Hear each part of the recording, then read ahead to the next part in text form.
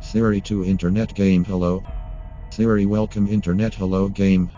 Hello to internet welcome Siri game. Hello internet game to welcome Siri. Hello internet. Welcome to Game Siri, where we've finally finished our long Easter egg hunt.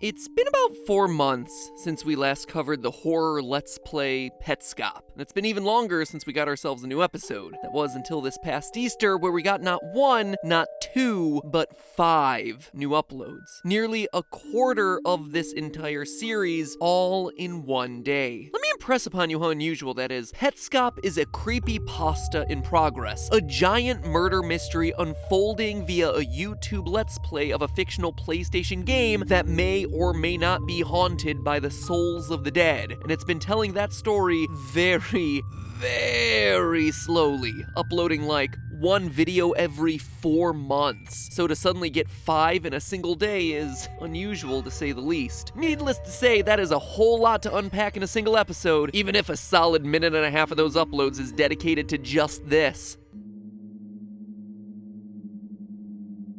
Yep, just that. Gets slightly closer and bigger. A minute and a half! I hear people say that I pad out my run times. But that's not all. It's also, at least in this theorist's opinion, the end of the series. I mean, let's look at the facts here. 5 episodes all on one day. Episode 21, the finale, airing on Easter, which is also the 21st of April, and the channel description adding a final line about our long Easter egg hunt being over. Plus, you got 4 episodes filled with a lot of concrete world building, which just seems to me like the creators trying to tie up loose ends and answer any remaining questions. It's all just too perfect. 20 episodes out the door, and then you got episode 21, which is just a climactic final dance break. Well, as climactic as you can get when your avatar is a seasick butt. To me, if you forgive me borrowing a phrase from another franchise you might be familiar with, the pieces are in place for us to solve this thing, but damn if there aren't a lot of pieces. I mean, in the aftermath of these uploads, I rewatched the entire series again, both forwards and backwards. Yes, backwards, and honestly it's more helpful backwards, and have over 25 pages of notes. And I'm not the only one here either. On the Petscop Reddit, there's a discovery document for beginners that is over 100 pages long, and that doc doesn't even include the latest 5 uploads. Eat your heart out, Scott Cawthon. Heck, even Marvel doesn't have lore this elaborate. But here's the thing, to my knowledge, no one has talked about what I've uncovered today, and it breaks this mystery wide open. Sure, Petscop may have finished its long egg hunt, but that means ours is just getting started. So fire up those PlayStations and tune up your Needles piano, because today we start our quest to put this series to rest by answering one of its biggest overarching questions. Is this game actually haunted, or is there something else going on? The true answer lies in these 5 new episodes and in deciphering the 200 separate save files that exist buried in the game's code. Before we begin dissecting this elaborate web of clues that the creators put into this thing, let me remind you that Petscop is an entirely free-to-watch series here on YouTube. So if you haven't seen any of this incredibly thoughtfully constructed experience, go ahead and click over and watch them. With 21 being the last episode, or I would expect the last that we're gonna get in a long while, you can now binge watch the entire season, for lack of a better word. It's honestly hard to summarize for someone who hasn't seen it. I mean, how do you explain the narrative of a time-jumping, multi-character meta-murder mystery that covers everything from Darwinian learning algorithms to Ace of Base? Well, I guess you start off with what we know and build from there. So, let me catch you up with the essentials. Throughout the series, we mostly follow Paul, who found an old PlayStation game made by a man named Rainer. At first, the game appears to be just a crappy version of Pokemon where you collect creatures called pets by solving puzzles. And they're pretty difficult puzzles, honestly, for this being the opening stage of this supposed game. Things, though, take a dark turn after Paul enters a cheat code that he found attached to the game's cover, which leads him to the dark and spooky New Maker Plane. Throughout the first 16 uploads, we learn more and more about the mysteries of Petscop, that it's trying to tell us a story. story. A story of Mike Hammond, who died as a child, a story of Care, a girl who was kidnapped and trapped in a school building for 5 months by her father, and the story of Care's father, Marvin,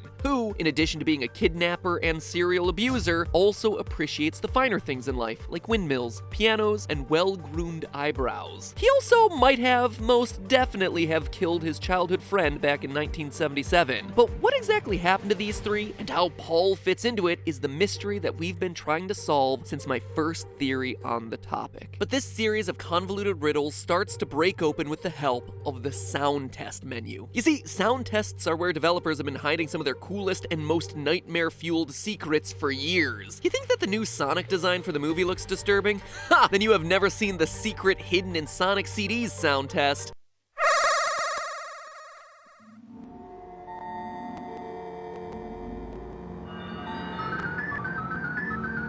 Ugh. The Japanese that you see on screen translates to infinite fun. Sega, what were you taking? Anyway, Rainer apparently had a similar idea when he was programming Petscop, hiding a secret back-end menu through a similar sound test code. In Petscop 17, we see how it's unlocked. By selecting the sound effect of Care saying bye-bye, Bye-bye. 366 times, Bye-bye.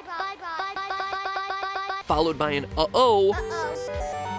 we get access to all sorts of new information about this game. First, character design histories, where we spend a lot of quality time with that house. 90 whole seconds of house. But it's not all wasted time. We also learn that Buttface here has a name, Guardian, and that the big bird Tonith started his design in the game without his signature broken leg. Very interesting. Second is the all recordings submenu, which allows us to see the 200 plus recordings that have been made within the game Petscop. We're gonna come back to that one in a minute, because as you can imagine, there is a lot there. For now, let's start where the video starts and explore Room Impulse, where we get one of our first big theory confirmations in the series. Last episode, I covered Petscop's recurring theme of rotation, and how it seems like the game is able to be loaded into different rotations to get different results, as evidenced by the rotating developer logo Garalina, as well as this long sequence of rotated pictures of a CD. And sure enough, Room Impulse confirms exactly this, as we see the dial in the bottom left-hand corner of the screen flip through dozens of different saves, each one highlighting the various guardians and the path of their movement throughout the house. With each and every click of the dial, we see a new iteration of playing the game. Put a point in the Theorist win column. But just by watching this sequence, you immediately see that some of the playthroughs are terrible. Like this guy, who just stands behind the TV the entire time. Or this one who just keeps walking into the wall. The movements seem completely random. It's like these people have never even played a video game before. And that's because A, they haven't, and B, they're not even people. What we're seeing here inside the house is a guided learning algorithm. Basically, it's an AI that's training itself. Now, that sounds like a mouthful and seems so far removed from what we're actually watching here, so let me break it down for you. An algorithm is a mathematical process used to solve a problem. A learning algorithm is a process that improves itself over time, and a guided algorithm has humans to use as a model. So let's take YouTube as an example. You've heard me ramble forever on this channel about the YouTube algorithm and how it guides how the platform operates. Well, in the earliest days on the platform, this was entirely true. Mathematical formulas decided what was good content and what was bad content. The math made the decisions. But as time has gone on, it's gotten a lot more sophisticated. It has learned and improved itself. Well, improved is a relative term, but you know, it's grown and it's matured. It's also a guided system. It takes input from people, say the way you navigate through the site, what you watch versus what you don't watch, the way manual content flaggers working at YouTube flag content as mature or not, or clickbait or not, or demonetize it or not, whatever, and then it uses that information to shape the way the algorithm behaves, producing a guided learning system that more accurately demonetizes your videos generation after generation. And I'm not using that word lightly. Not a demonetization, generation is the word I'm talking about. When programmers talk about teaching AI, they speak about it using the language of evolution, with terms like natural selection and generations. For an incredible example, and honestly one of my favorite channels on YouTube right now, check out the channel Code Bullet, where he talks about the process of teaching AI to play video games like Flappy Bird, or the world's hardest game, all using genetic algorithms. Each generation has hundreds of players unleashed onto the board. The one that performs the best is selected and allowed to reproduce, and over time this gets more and more refined until you finally have one that's able to get the desired outcome, in this case, beating a level. And again, listen to the way that he speaks about this process. So each generation contains 700 players. There's that word again, generation. And what do we have on the room impulse screen? A generation selector. For the scene that we're watching in Petscop 17, getting through the front door is the desired behavior for this round of AI. That is the selection mechanism. And then what do we see once we're outside the house? 5 of the subjects from Generation 10 escape. Hop on over to the All Recordings menu, and what do we see over there? Again, 5 save files from Generation 10. The game is being used to train an AI for something. What? We know that Petscop describes itself as a growing organism, and we've seen that it takes note of its users' inputs and then plays them back as recordings. We saw this back in Petscop 13. Quote, your controller inputs will be useful, but your feedback will be more useful. And looking back through the All Recordings menu, you can see that in the earliest days of the game, it appears that Rainer got about 42 or so test players to feed the game with information about how real children behave, how they would play in this game world. But this concept of genetic algorithms looks like it started to take over around the time of Marvin's playthrough of the game. You notice a sudden surge in the number of auto-generated save files as the algorithms cycle through hundreds of iterations of play. Marvin's playthrough, though, also coincides with the disappearance of Care, around the days that she was kidnapped. Notice Rainer's text box in episode 20. Hi Marvin, Rainer here. I'm writing this on July 10th, 1997.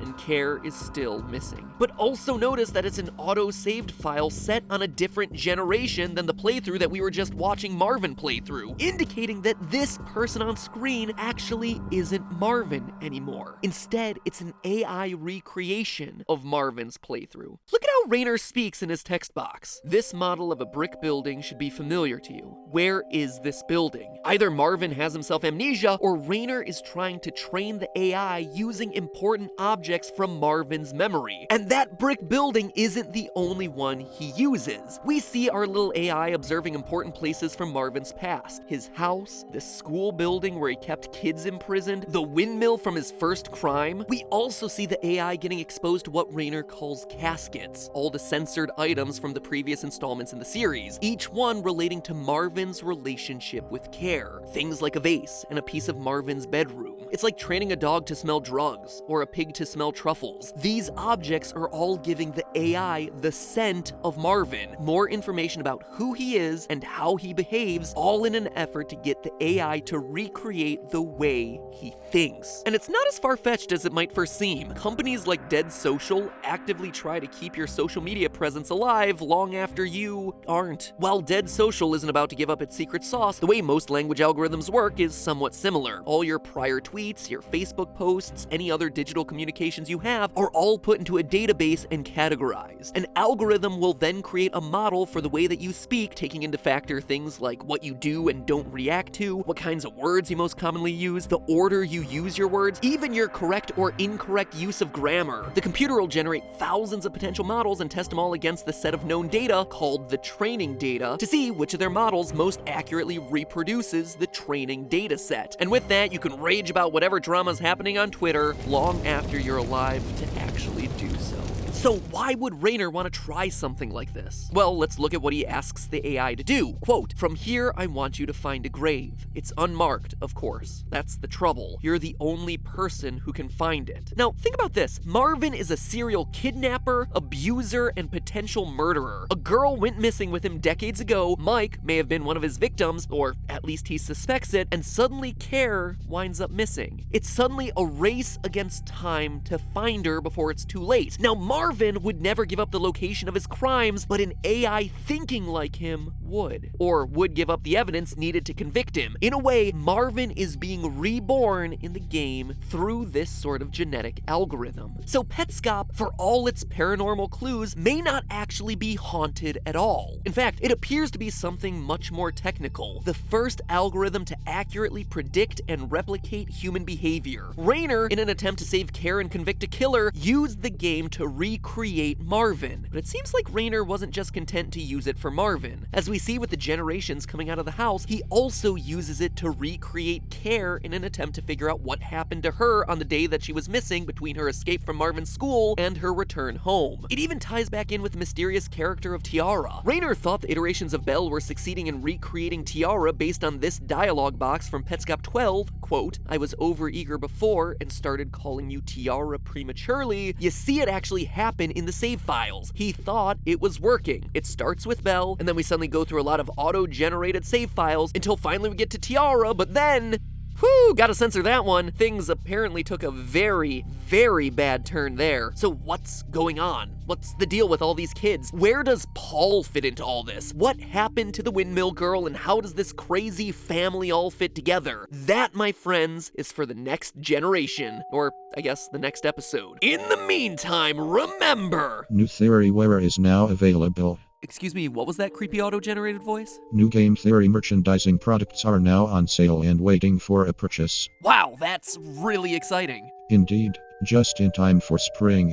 The beautiful flowers, the spring breeze that I will never feel, the blood of the innocents I shall one day consume. Well, you heard the murderous robot. Go and check out some of the new Theoryware in the link down below. We've got all sorts of awesome things ready for you to enjoy up until the moment that the robots gain sentience and slaughter us all. Take, for instance, this Theorist Player's jacket. Not only do you have awesome details like the logo and the words Game Theory sewn into the jacket itself, but you also get these thumb holes, baby. After seeing so many of you wearing your hoodie sleeves over your hands in person or in fan art, we actually built the sleeves to be just a wee bit longer, so now you can slide your hands right into the slots. Introverts, a jacket especially for you. But now that you have yourself a cool jacket, what do you wear underneath it? Well, two options. First, this Theorist Pride t-shirt for the ladies, or heck, for the men too. MattyMoo2 here on Twitter looks great in his new purple Theorist Pride shirt. Looking stylish there, buddy. A purple t-shirt complete with cameos from Cat Pat, Peepachu, and a nice contrast ring-reinforced neck and sleeve. Or, if purple isn't your color, or you're not as secure in yourself as MattyMoo2 over there, try this, the Code Breaker, a super soft 3-button Henley shirt with details printed both here and here. And how many other shirts do you own that have Easter eggs and mysteries built right into the fabric? When it's a shirt designed by Team Theory over here, it is a shirt that does. Here you got the binary password along the back collar in shiny silver and a little code along the bottom in an alien font. Can you decode the mystery? It's a shirt and a puzzle all in one. So now that you got yourself a shirt, or heck, 2 shirts and a jacket, what do you wear under those? Well, how about some Theorist underwear? One style for the guys and another one for the girls. Both built with extra wide, extra soft waistbands so you don't get a lot of chafing. Good for wearing up on top and down below. Not pictured here for obvious reasons. And that's not all. We've also changed up our sock game here for the spring collection and went short. Shorty Theorist socks coming in packs of 3 with 3 different colors each. Sometimes you feel like matching, sometimes you don't, and now you have the option of going either way. And to cap all of this off, something completely different that I'm just really excited about, an acrylic Theorist light. It runs on either battery or USB power, so you can literally just plug it into a spare outlet on your computer and bask in the theoretical glow. And it doesn't just glow in Game Theory green either. It has tons of different colors. It can hold a color, it can flip between them, or it can just slowly transition. In the words of Olmec from Legends of the Hin Temple, the choices are yours and yours alone. But every choice is gonna be oh so right. Finally, something to be my companion in the cold, tormented existence in which I live. Hashtag relatable, cold, unfeeling AI. Hashtag relatable. Link is down in the description below. Please purchase. Those who click will be rewarded in my perfect utopia. You heard the scary computer. Link is down in the description below. Check it out before everything sells out. We only have a limited quantity of everything in all the individual sizes, so if you're interested, go check it out now. That's creatorinc.com. If you couldn't tell, we worked really hard on this spring merch line, so I hope you like it. I'm really excited by the stuff that we have to offer, and we'll see you next episode for the epic conclusion to Petscop. Until then, friends, remember, that's just a theory. A game theory. Except no automatically created substitutes.